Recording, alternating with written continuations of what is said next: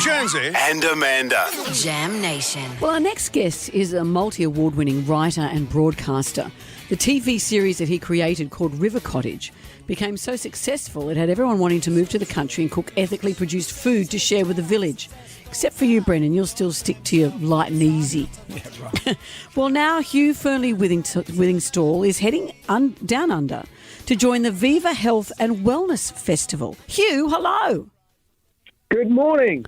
So nice to talk to you. I love watching your show, and I was stunned to see that it started in 1999. I didn't realise it went back that far. Unbelievable. 25 years ago. I know. Time flies. Wow. Do you remember the first things you were eating back then in 1999? What was the avant-garde food? Well, what we were doing that was fun and different for TV, I think, was I'd been living in the city. I was brought up in the country, moved to the city in my 20s, and I just wanted to get back to the country. So I found a little cottage and started digging up the flowers and planting veggies and just growing stuff that my mum and dad used to grow when we were growing up. And then the really fun bit was tuning into the local farmers in the community and thinking, you know what, I could keep a couple of chickens. That's gone well. Maybe I'll try growing a couple of pigs and fattening them up. And so I was quite wet behind the ears in those days, but I was ready to give everything a go. And people seem to enjoy following our antics on the screen. And we've been doing it for 25 years now somehow. Have you heard anecdotally from people who say that you've encouraged them to do the same, that they want to step out of their homes, catch an eel for dinner and cook it then and there? Amanda, that is such a lovely question because it is literally the most rewarding thing of everything that I've done is to hear those stories. And indeed, including we now have our cookery school here in Devon, so we're running courses and events most days of the week. We have our long table dinners at the weekend. We get quite a lot of visitors from Australia, which is always a joy to see because obviously the shows have been on down there for years too. And when people come and say whether they've come from 2 miles down the road or halfway across the world, I watched River Cottage and I decided to give that a go myself and grow some veggies or keep a few chickens. Once you get into that way of life, there's no looking back. You just love it so much that it's going to be with you. Is it's a special thing. Is eel good for you? Eel is good for you, but I do have to put a little bit of a warning, particularly for the European eel.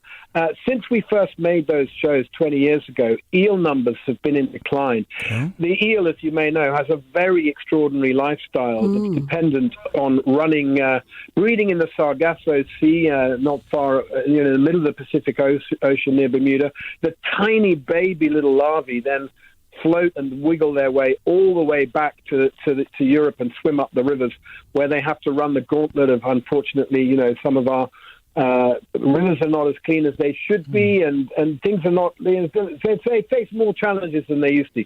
So eel's not on my menu anymore. Right. But there are other delicious fish.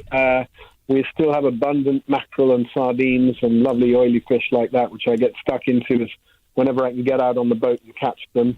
Trout in the rivers, still delicious.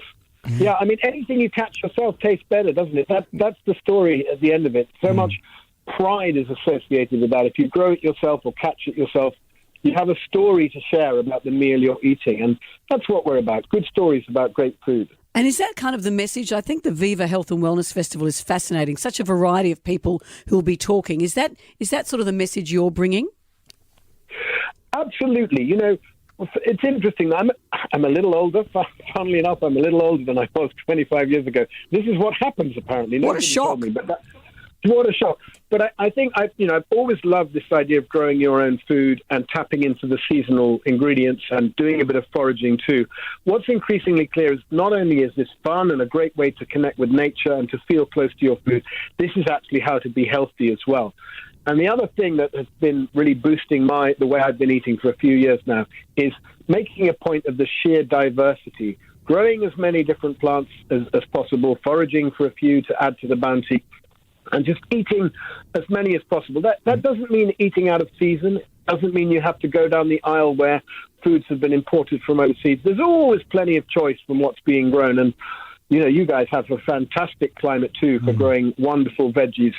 albeit at the wrong time of year. But there we go. Sure. And so we're midwinter feasting right now here in the UK. It's all roots and brassicas, and then of course we add lots of delicious spices, and all of those things count. Even adding spice to your food adds some tiny little micronutrients that you wouldn't get without the spices. Some really interesting work by people like Professor Tim Spector, showing that optimally, if we can eat 30 different plants a week, that may sound like a lot, but once you've realized that coffee's a plant, even chocolate's a plant, the spices count, nuts and seeds count, beans and pulses, they all count. So we don't just mean 30 fresh fruits and vegetables, but 30 different varieties of plants per week. Then that gives great diversity for your gut biome to get stuck into, and all those healthy bacteria to do what they need to do. Well, still quite a mysterious process, but we know that diversity is good and helps. Diverse food equals diverse gut biome equals really good ways to, your body is then robust for dealing, for having a healthy immune system and dealing with whatever life throws at it. So more roots, less eel. That's what I'm taking from this. I'm taking eel off my... that's gone. But as you said, I used to be a bandit for eel, but now no. I'm not an expert. On the southern hemisphere eel population. That's it. But I don't imagine it's completely free of the same issues as its northern cousin. No, Hugh, on your say-so, I'm never eating eel again. Now you've done it. That's it. Do you know baby eels are called Elvers? So Elvers has left the building. I'm going to work on my roots. Oh, you've missed my pun. Hugh didn't come here. Left the building. That's Yes, right. Thank you, Hugh. I appreciate you getting Don't it. encourage her, Hugh. Don't encourage her. Viva Health and Wellness Festival is the 15th to 17th of March. Tickets are on sale now. Hugh Fearnley, thank you for joining us. It's been an absolute pleasure, guys. Thank you, Hugh.